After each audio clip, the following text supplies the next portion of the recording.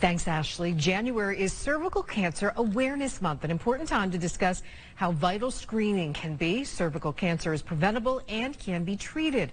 Joining us today to tell us more is Dr. Amanda Ramos, a gynecologic oncologist at Hartford Healthcare Cancer Institute. Doctor, welcome. Hi, thank you for having me. Great to have you. So when are women most at risk for cervical cancer? Cervical cancer can affect women in any age group, really, but we do see the most cases between the ages of 20 and 50, but every age group is at risk. All right. Are there signs and symptoms that women should be aware of? One of the most common symptoms that we see with cervical cancer is abnormal bleeding. So that would be bleeding between periods, or very heavy bleeding, or bleeding after a woman's gone through menopause. And those are the most common symptoms. But other symptoms that we see are pelvic pain, abdominal pain, a lot of pelvic pressure, and also a lot of frequency in urination. So those would be the most common symptoms. All right, doctor, what are the most effective ways to reduce the risk of cervical cancer? There are a few different ways. The most important way is seeing your gynecologist once a year at least, and having a pelvic exam so that we can take a look at the cervix, make sure it looks normal, and feel the uterus and the rest of the pelvis. Also having a pap smear performed, so that's a test of the cells of the cervix that looks for any abnormalities in the cervix and looks for any HPV infection. HPV infection is known to cause cervical cancer in about 98% of cases.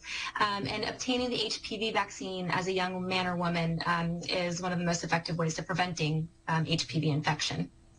All right, what can women expect when it comes to cervical cancer screening? Basically what we do is we have the patient come to the clinic, we put a speculum inside and take a look at the cervix. And so the first thing we do is just look and make sure it looks normal. And then we use a little brush that collects some cells inside the cervix, and then we send that off to our pathologists. They look under the microscope and see if there's any abnormalities in the cells and look to see if there's any evidence of HPV infection. And then that guides further treatment or guides if we need to perform a pap smear sooner rather than later. And Dr. Ramos, we have about 40 seconds left. What are the current guidelines for pap smears?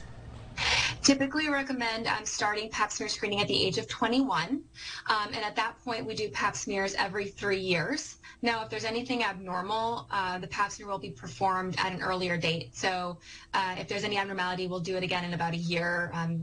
And do other tests if we need to. After the age of 30, if the pap smears have been normal until then, we can perform them every 5 years, along with HPV testing. And we usually stop around the age of 65, but that depends on the woman's previous history of pap smears. And do you recommend seeing your OB every year? I do. I think it's really important. And for a lot of women, it's the only doctor they'll see in 1 year. So I think it's really important just to touch base with your OBGYN and, discuss any issues that you might have.